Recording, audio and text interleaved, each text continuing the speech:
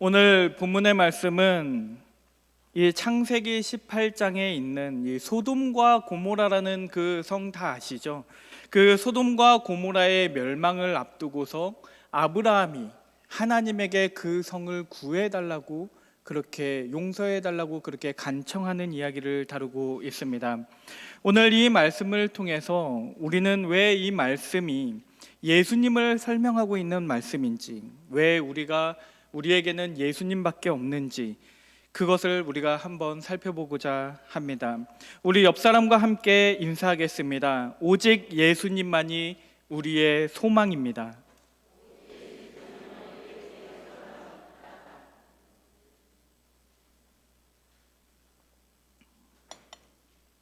오늘 이 창세기 18장 말씀을 보면요, 이 세 명의 사람이 아브라함과 사라를 방문하는 것으로부터 이야기가 시작되고 있는 것을 볼 수 있습니다.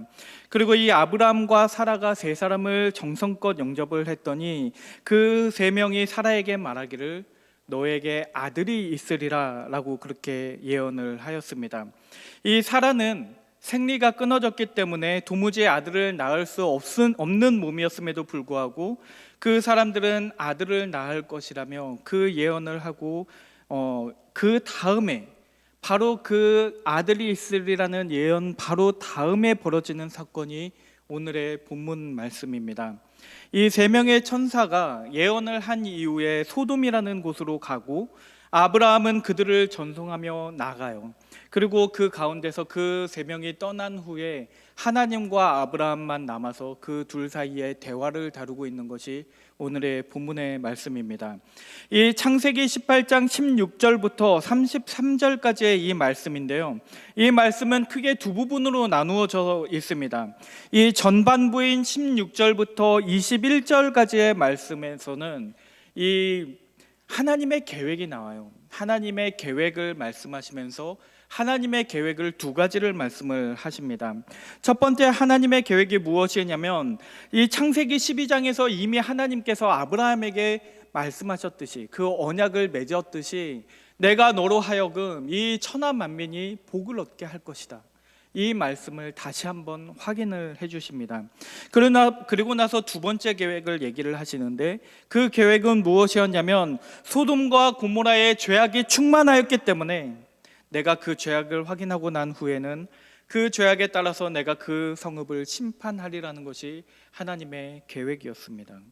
그리고 나서 이제 후반부인 22절부터 23절까지의 말씀은 이 아브라함의 간청을 다루고 있어요. 하나님께서 자기한테는 복을 주신다고 말씀을 하셨지만, 나로 인해서 모든 천하 만민이 복을 받게 될 것이라고 말씀하셨지만, 소돔과 고모라의 그 사람들을 구하기 위해서 하나님 그들을 살려주십시오, 그들을 죽이지 말아주십시오라고 그렇게 간청을 합니다. 그리고 이 간청은 어떤 질문으로부터 시작하냐면 굉장히 중요한 이 신학적 질문을 던지면서 시작을 하는 것을 볼 수 있습니다. 그것이 오늘 본문의 말씀이에요. 창세기 18장 23절에서 아브라함이 하나님께 이렇게 질문을 합니다. 하나님께서 의인을 악인과 함께 멸하려 하시나이까? 그러니까 하나님께서 의인을 악인들과 함께 멸하시려고 하십니까? 라는 그 질문이 함축하고 있는 것이 무엇이겠습니까? 그러면 안 된다는 거예요. 하나님 그러면 안 되는 거 아닙니까? 하나님께서 의인을 악인과 함께 멸하시면 그것은 정의로운 하나님이라고, 공의로운 하나님이라고 말할 수 없지 않겠습니까? 만약에 의인들이 있는데 그 악인들 때문에 그들이 함께 멸망을 당한다면 그것이 얼마나 억울한 일이겠습니까? 라고 하나님께 묻고 있는 겁니다. 그러면서 그 아브라함이 하나님에게 딜을 하기 시작해요. 거래를 이렇게 요구를 합니다. 하나님, 만약에 이 소돔과 고모라에 의인 50명이 있다면 어찌하시렵니까? 이 50명이 있더라도 이 성읍을 멸망시키겠습니까? 라고 물어봐요. 그러자 하나님께서 내가 만일 그 소돔 성읍 가운데 의인 50명이 있다면 내가 그 의인들을 위해서 이 온 성읍을 용서할 것이라고 말씀을 하십니다. 그러자 아브라함이 용기를 내서 한 번 더 얘기해요. 하나님, 그러면 딱 5명만 빼시죠. 50명 좀 많은 것 같아요. 5명만 빼서 45명이 있다면, 그러면 그래도 멸망시키겠습니까? 그러자 하나님이 좋다, 45명이 있으면 내가 그 성읍을 멸망시키지 않겠다라고 말씀을 합니다. 그러자 아브라함이, 되게 재밌어요. 아브라함이 다시 한번 거래를 합니다. 하나님, 그러면 40명은 어떻습니까? 좋다. 30명은요? 20명은요? 그러자 하나님께서 다 그래, 20명이 있으면 내가 그 성읍을 용서하겠다라고 말합니다. 그러자 아브라함이, 하나님 진짜로 마지막, 정말 마지막으로 한 번만 더 얘기할게요. 하나님, 10사람이면 어떻겠습니까? 그러자 하나님께서 내가 10명만 있어도 그 성읍을 멸망시키지 않겠다라고 약속을 하시면서 이 말씀이 오늘 18장이 끝납니다. 그리고 이 다음의 이야기, 이 이후의 결과를 모르시는 분은 아무도 없을 거라는 생각이 듭니다. 어떻게 됩니까? 소돔과 고모라가 멸망합니다. 그러니까 이 소돔과 고모라가 멸망하는 이 비극을 우리가 보면 결국 이 소돔과 고모라에는 의인 10명이 없었다라는 이야기가 됩니다. 아브라함이 50명, 45명, 40명, 30명, 20명, 10명까지 사람을 낳았는데도 불구하고 결국 그 의인 10명이 없었기 때문에 그 성읍이 멸망했다는 겁니다. 그런데 오늘 이 말씀을 보면서 여러분들 한번 그런 생각해 본 적 없으십니까? 역사라는 것은 우리가 가정할 수 없는 일이죠. 이미 벌어진 일이기 때문에 우리가 가정할 수 없는 일이겠지만 한번 생각을 해보십시오. 한번 아브라함이 한 번만 더 얘기했다면, 한 번만 더 얘기해서 10명으로 끝날 것이 아니라 하나님, 의인 한 명만 있으면 어떻게 되겠습니까? 라고 얘기했으면 어땠을까요? 결국 아브라함이 하나님에게 물어봤던 그 질문, 하나님이 의인을 악인과 함께 멸하시렵니까? 라는 것이 아브라함이 궁극적으로 묻고자 했던 것이라면 한 명이어도 그 의인을 그 성읍과 함께 멸망시키면 안 되는 것 아니겠습니까? 제가 이상한 생각을 하는 것이 아니라 이 베드로후서 2장 6절에서 7절 말씀을 읽어보면 거기에 그 소돔에는 적어도 롯이라는 의인이 있었다라고 말하고 있습니다. 베드로후서 2장 6절 7절에서 말씀하십니다. 소돔과 고모라 성을 멸망하기로 정하여 제가 되게 하사 후세에 경건하지 아니할 자들에게 본을 삼으셨으며 무법한 자들의 음란한 행실로 말미암아 고통당하는 의로운 롯을 건지셨으니. 그러니까 이 말씀을 읽어보면 의로운 롯이래요. 의로운 롯이라고 말씀을 하고 계세요. 그러니까 이 소돔에는 적어도 한 명의 의인이 있었는데 바로 그것이 롯이었다라는 말입니다. 그러니까 이 말씀을 이해하기가 굉장히 어렵게 되는 겁니다. 하나님께서는 왜 그 롯이라는 의인이 있었음에도 불구하고 이 성을 멸망시켰을까? 물론 그 롯이라는 사람은 구해 주셨지만 왜 그 롯이 있었음에도 불구하고 그 성읍을 다 멸망시키셨을까? 그런 질문이 생기지 않을 수 없다는 겁니다. 물론 우리가 그렇게 생각할 수도 있을 거예요. 아브라함이 한 명을 요구했으면 됐는데 한 명을 요구한 것이 아니라 10명을 요구했기 때문에 그 롯 한 명이라는 그 롯만으로는 충분하지 못해서 그 숫자를 다 채우지 못했기 때문에 그랬기 때문에 소돔과 고모라가 멸망했다라고 말할 수 있을지도 모릅니다. 그런데 예레미야서 5장 1절 말씀을 보면요, 이 성경의 더 큰 맥락에서 보면 여기에서 하나님께서 이렇게 말씀하세요. 너희는 예루살렘 거리로 빨리 다니며 그 넓은 거리에서 찾아보고 왔라. 너희가 만일 정의를 행하며 진리를 구하는 자를 한 사람이라도 찾으면 내가 이 성읍을 용서하리라. 그러니까 그 당시에 유대에서 가장 큰 도시였던 그 예루살렘에서 그 수많은 사람들이 살고 있는 그곳에서 단 한 명의 의인만 찾는다면, 단 한 명의 의인만 있다면 내가 이 모든 성읍을 용서하리라고 말씀하셨다는 겁니다. 그러니까 결국 오늘 본문에서 중요한 건요, 50명이냐 30명이냐 10명이냐 1명이냐가 아니었다는 말입니다. 결국 하나님께 이 아브라함이 던지고 있는 가장 핵심적인 질문은 10명이면 됩니까? 20명이면 됩니까? 50명이면 됩니까가 아니라 그 가장 핵심적인 질문은 이 하나님께서 의인을 악인과 함께 멸하시려고 합니까? 라는 그 질문에 있다는 것입니다. 결국 이 본문을 통해서 하나님께서 하시고자 하는 말씀은 결국 그 소돔과 고모라에는 롯이라는 의인이 있었음에도 불구하고 그 성은 멸망할 수밖에 없었다는 데에 있습니다. 왜냐하면 그 롯이 가지고 있던 의만으로는 아무리 아브라함이 하나님께 중보기도를 하면서 그 성읍을 용서해달라고 말했지만 그 아브라함의 기도와 그 롯의 의가 그 성을 구하기에는 충분하지 않았기 때문입니다. 물론 그 기도와 그 중보가 아무 의미가 없었다는 것은 아닙니다. 창세기 19장 29절 말씀을 보면 하나님께서 롯을 구하실 때에 아브라함을 기억하셨다라고 되어 있으니까 결국에 아브라함이 했던 그 중보 기도가 무의미했던 것은 아닐 겁니다. 하나님께서는 아브라함을 기억하셨기 때문에, 그랬기 때문에 롯과 그의 딸을 보호하셨습니다. 또한 하나님께서는 의인을 악인과 함께 멸하지 않으시는 분이기 때문에, 그랬기 때문에 롯을 그 소돔과 고모라에서 탈출시킴으로써 그들의 생명을 부지할 수 있게 만드셨습니다. 그러나 결국 그 아브라함의 중보와 롯의 의에는 한계가 있었어요. 그 아브라함의 중보는 롯과 그 딸을 구할 수 있었을지는 모르지만 그 소돔과 고모라를 구하기에는 역부족이었습니다. 롯의 의로움은 롯과 그 딸은 구했을지언정 그의 사위들과 그 아내를 구할 수는 없는 것이었습니다. 결국 그 사위들은 소돔과 고모라에 남아서 죽임을 당하였고 그 아내는 뒤를 돌아봄으로써 소금 기둥이 될 수밖에 없었다는 겁니다. 결국 이 말씀을 통해서 제가 드리고 싶은 말씀은, 결국 이 말씀이 하고자 하는 이야기는, 메시지는 인간이 가지고 있는 의와 인간이 하고 있는 이 중보의 한계를 말씀하고 계시는 것이지, 단순히 우리가 아브라함처럼 돼서 하나님께 중보 기도를 합시다, 우리가 이 10명의 의인만 있었으면 이 소돔과 고모라가 구원을 받았을 테니 우리가 10명의 의인이 되어 이 성읍을 구원합시다라고 말하고 있는 것이 아니라는 말입니다. 오해하지 않으셨으면 좋겠어요. 저는 남을 위해서 우리가 기도하면 안 된다라고 말하는 것이 아닙니다. 성경에는 우리가 남을 위하여 기도하라고 말씀하고 계세요.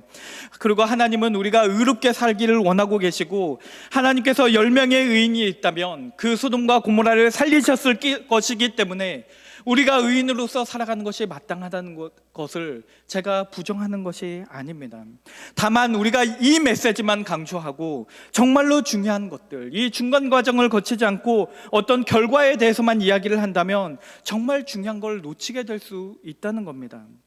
결국 이 말씀에 대해서 인간이 가진 그 한계, 인간이 가진 그 부족함을 보지 못한다면, 그렇다면 정말로 하나님께서 우리에게 하고 있는 그 말씀을 놓치게 될 수 있다는 것입니다.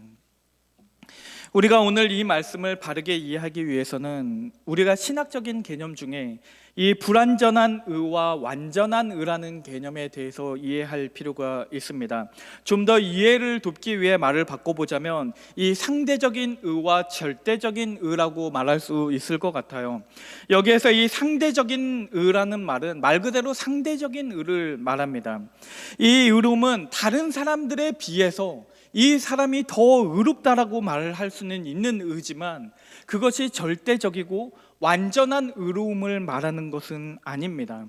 예를 들면 성경에는 노아라는 인물이나 아니면 오늘 우리가 읽었던 이 롯, 그리고 욥과 같은 인물에 대해서 그들이 의로웠다라고 그렇게 말하고는 있지만, 여기에서 말하고 있는 그 의로움은 다른 사람과 비교했을 때, 인간이 가지고 있는 그 의로움과 비교했을 때 그 어떤 사람보다 의롭다는 이런 상대적인 개념에서의 의를 말하고 있는 것이지, 이 온전한 의미로서, 절대적인 의미로서의 의를 말하고 있는 것이 아닙니다. 왜냐하면 시편 14편 2절에서 3절 말씀에서 하나님께서 이렇게 말씀하세요. 여호와께서 하늘에서 인생을 굽어 살피사 지각이 있어 하나님을 찾는 자가 있는가 보려 하신즉 다 치우쳐 함께 더러운 자가 되고 선을 행하는 자가 없으니 하나도 없도다. 그리고 오늘 이 시편의 말씀을 인용하는 이 신약 성경 로마서 3장 10절에서도 그렇게 말씀을 하세요. 기록된 바 의인은 없나니 하나도 없다라고 그렇게 말씀하고 계십니다. 결정적으로 이사야서 64편 6절 말씀을 보면 무릇 우리는 다 부정한 자 같아서 우리의 은은 다 더러운 옷 같으며 우리는 다 잎사귀같이 시들므로 우리의 죄악이 바람같이 우리를 몰아가나이다. 그러니까 여기에서 뭐라고 말씀하십니까? 우리의 의는요, 우리가 의롭다라고 남들보다는 의롭다고 얘기할지 몰라도 하나님 앞에 섰을 때 우리의 의는 다 더러운 옷과 같다라는 것입니다. 우리가 볼 때는 의로워 보일지 몰라요. 우리의 눈에는 그것이 의로운 것처럼 보이는데 그 의로움조차도 하나님이 보실 때는 다 더러운 옷에 불과하다는 겁니다.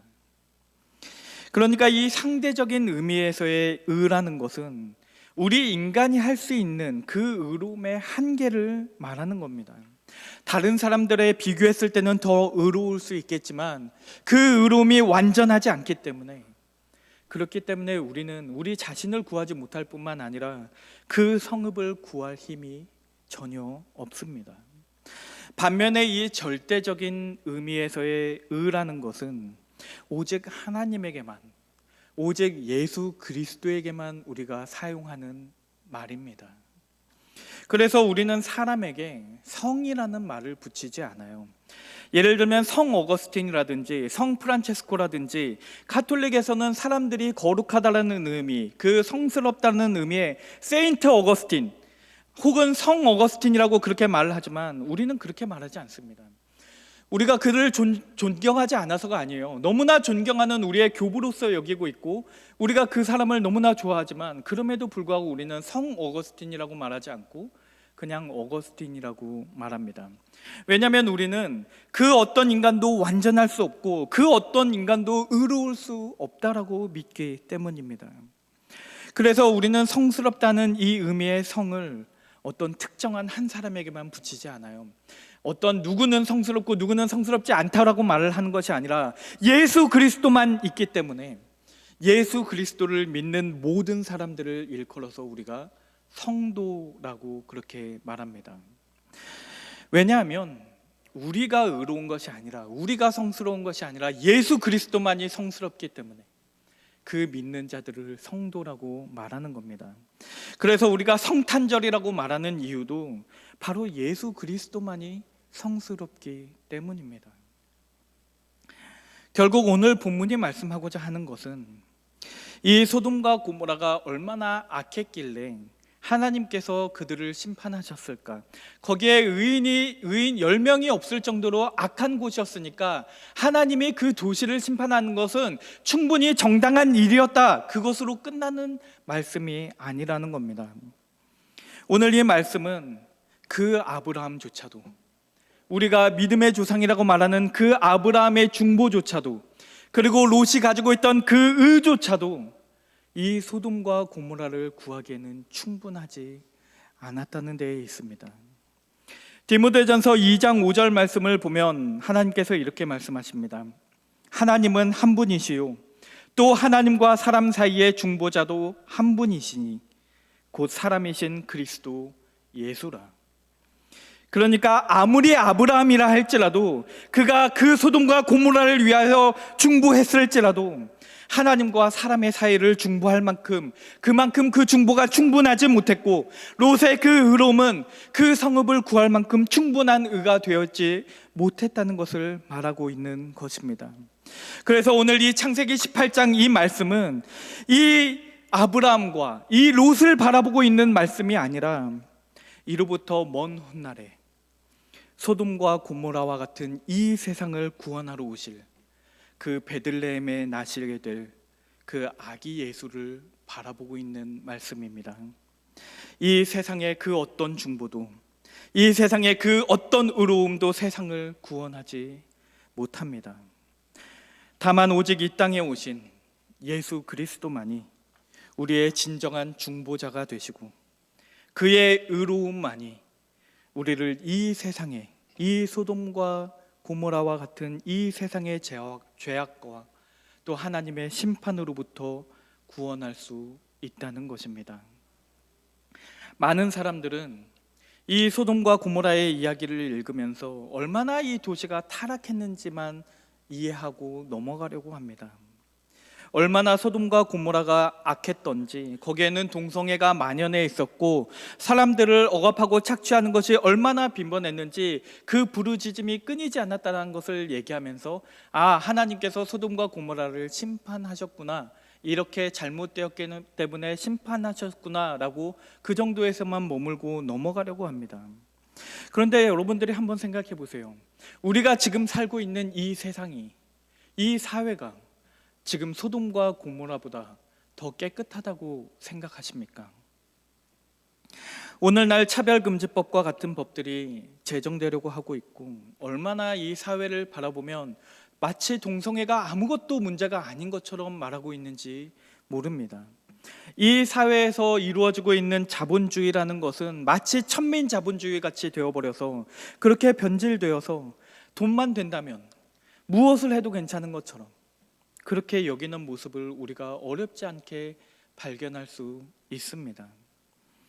그러니까 많은 사람들은 소돔과 고모라를 우리랑 상관없는 얘기, 그들은 그렇게 죄악되었기 때문에, 그렇게 타락했기 때문에 하나님의 심판을 받을 것이 분명하다라고 이야기하고 넘어가려고 하지만, 사실은 우리도 그들과 크게 다를 것이 없다는 말입니다. 이미 90년대에요. 지금보다는 그래도 좀 깨끗했던 그 90년대에도 빌리 그레이엄이라는 그 목사님께서 뭐라고 말씀을 하셨냐면, 하나님께서 소돔과 고모라를 심판하셨는데 만일 지금 우리 사회를 심판하지 않으신다면, 그렇다면 하나님이 소돔과 고모라한테 사과하셔야 합니다. 그것은 공정하지 않기 때문입니다라고 그렇게 말씀하셨습니다. 그러니까 어쩌면 더 타락했을지 모릅니다. 얼마나 우리 사회가 타락해 있는지 모릅니다. 그러나 그럼에도 불구하고 우리에게 소망이 있는 이유는, 이 말씀을 읽어보면 하나님께서는 소돔과 고모라의 죄악을 바라보고 계셨을 뿐만 아니라 동시에 예수 그리스도를 바라보고 있었다는 데 있습니다. 언젠가 이 도시를 구하게 될 의인 한 사람, 그 예수 그리스도를 하나님께서는 바라보고 계셨습니다. 오늘 본문의 말씀 창세기 18장 18절 말씀에서 하나님께서 소돔과 고모라를 멸망시키리라, 아브라함이 살려주십시오라고 그 기도를 하기 바로 직전에 하나님께서 아브라함에게 하셨던 말씀입니다. 아브라함은 강대한 나라가 되고 천하 만민은 그로 말미암아 복을 받게 될 것이 아니냐.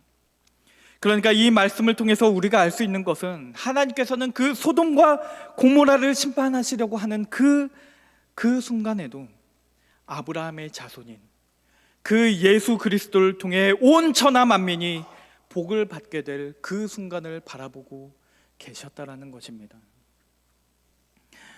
우리의 의로움이란 완전하지 않습니다.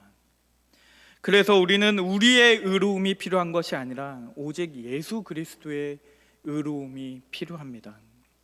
한 사람으로 말미암아 모든 사람이 죄인이 되었던 것처럼, 이제 한 사람 예수 그리스도로 말미암아 우리가 의롭다 함을 힘입어서 살아갈 수 있게 되었습니다.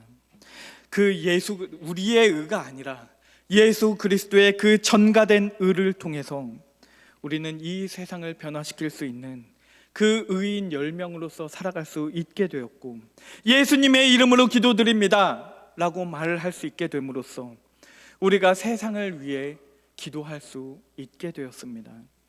예수님이 계시지 않았다면 우리는 이 소돔과 고모라와 같은 이 세상에서 의인으로 살아갈 수 없었을 테지만, 예수님이 계시지 않았다면 우리가 예수님의 이름으로 기도합니다를 하지 못했겠지만, 그렇지만 예수님이 계셨기 때문에 우리가 아브라함처럼 중보할 수 있게 되었고, 예수님이 계셨기 때문에 우리가 이 세상 가운데에서 의인으로 살아갈 수 있게 되었습니다. 그렇게 우리가 이 세상에서 빛과 소금으로서 살아갑니다.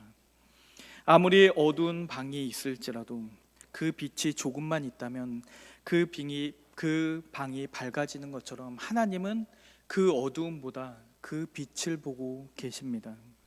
그리고 그 많은 음식이 있을지라도 조금의 소금만 넣어도 그 음식의 맛이 좋아지는 것처럼 그 소금으로서 우리는 이 세상을 살아갑니다.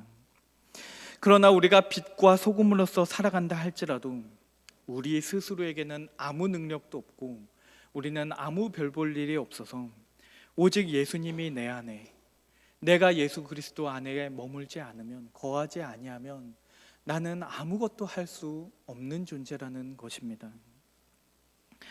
그런데 안타까운 것은 오늘날 얼마나 많은 사람들이 예수 그리스도를 바라보는 것이 아니라 사람을 바라보는지 모릅니다. 우리가 바라봐야 할 것은 언젠가 다시 돌아오게 되실 그 예수 그리스도임에도 불구하고 우리는 여전히 그 소돔과 고모라를 구해줄 수 있는 10명의 의인이 있지는 않은지 그것을 찾아 헤매이고 있다는 말입니다. 그래서 우리는 목회자들을 바라보고 유명한 크리스찬이 있으면 그들을 바라보면서 마치 거기에 소망이 있는 것처럼 생각하고 있다는 것입니다. 그래서 목회자가 타락한 모습을 보거나 다른 믿는 자들이 부도덕하게 살아가는 그 모습들을 보면서 혹은 그 같은 교회를 다니는 다른 성도가 그 타락한 모습을 보이는 것을 보면서 어떻게 믿는 자들이 저럴 수 있느냐라고 말하면서 그들을 욕하고 또 교회에 실망하며 그 교회를 떠나가는 일이 얼마나 빈번하게 일어나고 있는지 모릅니다. 왜냐하면 그들이 예수 그리스도를 바라보는 것이 아니라 사람을 바라보고 있기 때문입니다. 우리는 예수 그리스도의 거울과 같은 사람들입니다. 우리는 거울이에요. 우리는 예수 그리스도의 형상이고 하나님의 형상이기 때문에 우리는 하나님의 빛을 반사하면서 살아가는 사람들입니다. 우리는 발광체가 아니에요. 우리 안에 빛을 낼 수 있는 아무런 능력이 있지 않습니다. 오직 빛을 내시는 것은 예수 그리스도 한 분이시기 때문에 우리는 거울로서 그 예수 그리스도의 빛을 반사하면서 살아갈 뿐입니다. 그런데 그 거울은요, 때로는 때가 묻기도 하고 그 위에 먼지가 앉기도 합니다. 그 거울이 너무나 더러워져서 어떨 때는 그 빛을 온전히 다 반사하지 못할지도 모릅니다. 그러나 그 거울에 빛이 나지 않는다고 해서 거기에 빛이 없는 것이 아닙니다. 사도행전 4장 12절 말씀에서 말씀하시기를 다른 이로서는 구원을 받을 수 없나니 천하 사람 중에 구원을 받을 만한 다른 이름을 우리에게 주신 일이 없음이라 하였더라 라고 기록되어 있습니다. 오늘 만일 여러분들께서 예수 그리스도의 소망을 두고 있었던 것이 아니라 사람에게 소망을 두고 있었다면, 의인 10명만 있으면 이 성읍이 구원을 받을 텐데라고 생각하고 계셨다면 이제는 믿음의 주요 또 온전케 하시는 그 예수 그리스도만을 바라보게 되시기를 바랍니다. 우리가 교회에 나와서 예배를 드리고 신앙생활을 하면서 성도로서 살아가는 이유는 우리가 사람을 보고 있는 것이 아니라 오직 예수 그리스도만을 바라보고 있기 때문입니다. 이제 조만간 12월이 되는데 온 세상을 구원하실, 이 소돔과 고모라와 같은 이 세상을 구원하실 그 예수 그리스도께서 베들레헴에서 나셨습니다. 오늘 이 본문의 말씀을 묵상하시면서 도대체 주님께서 왜 이 땅에 오셔야만 했는지, 왜 예수님께서 이 땅에 태어나신 것이 우리에게 기쁜 소식이 될 수밖에는 없는지에 대해서 깨닫게 되시는 새하늘교회 성도님들 되시기를 주의 이름으로 축원합니다. 우리 기도하겠습니다. 사랑과 은혜가 풍성하신 하나님 아버지, 오늘 말씀을 통해 우리의 한계를 깨닫습니다. 오직 예수님만이 우리의 완전한 중보자가 되시며 우리의 온전한 구원자가 되심을 고백합니다. 우리의 시선을 세상이나 사람에 두게 하지 마시고 오직 예수 그리스도만을 바라보게 하여 주시옵소서. 우리가 성탄절을 준비하여 나아갈 때에 이 땅에 오신 예수님만이 우리의 유일한 소망임을 깨닫게 하여 주시고 우리를 붙들어 주시옵소서. 예수님의 이름으로 기도드립니다. 아멘.